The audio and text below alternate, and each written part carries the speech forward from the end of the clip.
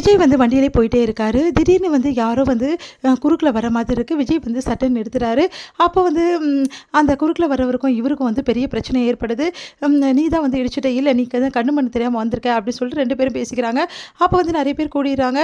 உடனே சண்டை வந்து நடக்கிற மாதிரி இருக்கு. அந்த டைம்ல நிவின் அங்க வராரு. நிவின் வந்து தன்னோட ஃப்ரெண்ட இடிச்சுட்டான்னு சொல்லிட்டு செமையா கோவப்படுறாரு. பார்த்தா விஜய் பார்த்தோன்னே அமைதியாயிறாரு.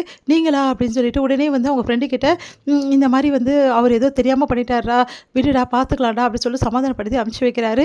இத பார்க்குற விஜய் வந்து என்னதான் நினைச்சிட்டு இருக்க? தப்பு என் மேல. ஆனா உன் ஃப்ரெண்டு சமாதானப்படுத்தி அனுப்பிச்சு வைக்கிற அப்படின்னா, உன்னோட வந்து மாஜி காதலியோட புருஷன் தானே இப்படிலாம் பண்ற அப்படின்னு சொல்லி சொன்னோனே, சார் ரொம்ப தப்பா பேசாதீங்க சார். இப்ப வந்து உங்களோட வந்து பொண்டாட்டியா தான் நான் பார்க்குற காவேரியை வேற எதுவும் பார்க்கல. தயவு செய்து புரிஞ்சுக்கங்க. தப்பா பேசாதீங்க அப்படின்றாங்க. நான் தப்பா பேசல. நான் உண்மைய தான் பேசுறேன். இங்க பாரு எங்களோட வந்து கல்யாண ஆயுள் வந்து 1 வருஷம் தான். அதுக்கு மேல கிடையாது. இன்னும் 10 மாசத்துல நாங்க 2 பேரும் பிரிஞ்சிருவோம். அதுக்கப்புறம் உன் வாழ்க்கைய வந்து காவேரி கூட நல்லபடியா அமைச்சுக்கோ அப்படின்னோனே அதிர்ச்சி அடைய என்ன சார் சொல்றீங்க? அப்படின்னோனே நான் நிஜமா தான் சொல்றேன். எல்லாத்தையும் நான் சொல்றேன் அப்படின்னு சொல்லிட்டு காவேரி முதல்ல மீட் பண்ணது. அதுக்கப்புறம் காவேரிக்கு வந்து இந்த ஆஃபர் குடுத்தது.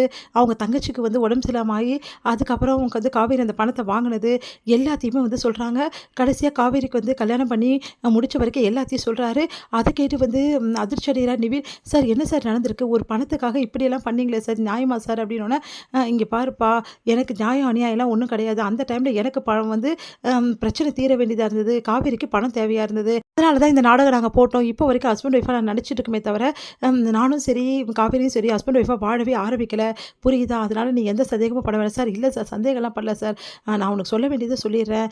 இப்போ வரைக்கும் காவேரியும் நானும் வந்து நடிச்சுட்டு மட்டும் தான் இருக்கோம். புரிஞ்சுக்கோ அப்படின்னோனே அதிர்ச்சி அடைகிறார் நிவின். சார் நீங்க என்ன சார் சொல்றீங்க? நீங்க சொல்றதெல்லாம் உண்மையா சார்? அப்படின்னு ஆமாம். உன்னோட காதல் சாகல. நீயும் காவேரியும் வந்து சேர்ந்து வாழலாம். ஒண்ணும் ப்ராப்ளம் இல்ல. கரெக்ட்டா ஒரு 10 மந்த்ஸ் மட்டும் வெயிட் பண்ணீன்னா போதும். அந்த 10 மந்த்ஸ்க்கு அடுத்து காவேரி உன்கிட்ட நான் சேர்த்துருவேன் அப்படின்னு சொன்னோனே, நிவினுக்கு சந்தோஷம் தாங்க முடியல. சார் நீங்க சொல்றதெல்லாம் உண்மைதான் சார். உண்மைதாம்மா அப்படின்னு சொல்லிட்டு போறாரு. அடுத்து வந்து நிவின் ரொம்ப சந்தோஷப்படுறாரு. காடுக்கு வந்து நன்றி சொல்றாரு. கடவுளே என்னை காப்பாத்திட்டீங்க. என் காதல் எனக்கு மறுபடியும் திருப்பி வந்துச்சு. ஏன் காவேரி எனக்கு மறுபடியும் திருப்பி கிடைச்சிட்டா அப்படின்னு சொல்லிட்டு அவ்வளோ சந்தோஷப்படுறாரு. அடுத்து வந்து இங்க என்ன பண்றாரு? நிவின் வந்து காவேரி சந்திக்கிறாரு. அப்ப காவேரி கிட்ட நடந்த விஷயத்த எல்லாத்தையுமே வந்து கேட்கிறாரு. எதுக்காக வந்து நீ வந்து கல்யாணம் பண்ணிக்கிட்ட? உண்மைய சொல்லு காவேரி அப்படின்னோனே, இங்க பாருங்க தேவையில்லாத என்கிட்ட பேசாதீங்க. எதுக்கு என்ன கூப்பிட்டீங்க? அத மட்டும் சொல்லுங்க அப்படின்னோனே, நான் இதுக்கு தான் கூப்பிட்டேன். விஜய் வந்து என்கிட்ட எல்லா உண்மையும் சொல்லிட்டாரு. நீ வந்து கான்ட்ராக்ட் கல்யாணம் தான் பண்ணியிருக்கன்ற விஷயத்த சொல்லிட்டாரு. இதுக்கப்புறம் வந்து எனக்கு நிம்மதியா இருக்கு. நம்ம காதல் சாகல காவேரி உயிரோட தான் இருக்கு. எனக்கு இந்த சந்தோஷம் போதும். எவ்வளோ சந்தோஷமா இருக்கு தெரியுமா? உனக்கு சந்தோஷமா இல்லையா? அப்படின்னு சொல்லிட்டு கேட்டோனே, இங்க பாருங்க நிறுத்துறீங்களா? இங்க பாருங்க நீங்களும் நானும் எக்காரணம் கூட சேரலாம் முடியாது. புரியுதா? நடந்து முடிஞ்சது தான்.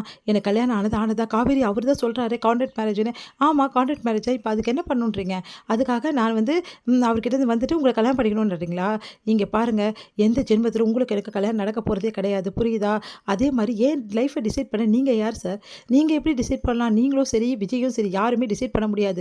அத நான் முடிவு பண்ணணும். நான் யார கல்யாணம் பண்ணிக்கணும், யார் கூட வாழணும் நான் தான் முடிவு பண்ணணும். நீங்களும் சரி, விஜயும் சரி யாராலயும் முடிவு பண்ண முடியாது. புரியுதா? அதனால வந்து உங்க வேலைய பார்த்துட்டு போயிட்டே இருங்க. காவேரி நீ லவ் பண்ணலையா காவேரி? நான் லவ் பண்ண ஒரு காலத்துல. ஆனா இப்ப கிடையாது. புரியுதா? இப்ப என் மனசுல நீங்க இல்ல. தயவு செய்து இங்க இருந்து போயிடுங்க. இதுக்கப்புறம் என்ன பார்க்க வராதீங்கன்றாங்க. அதிர்ச்சி அடைகிறார் நிவின். இதோட முடியுது.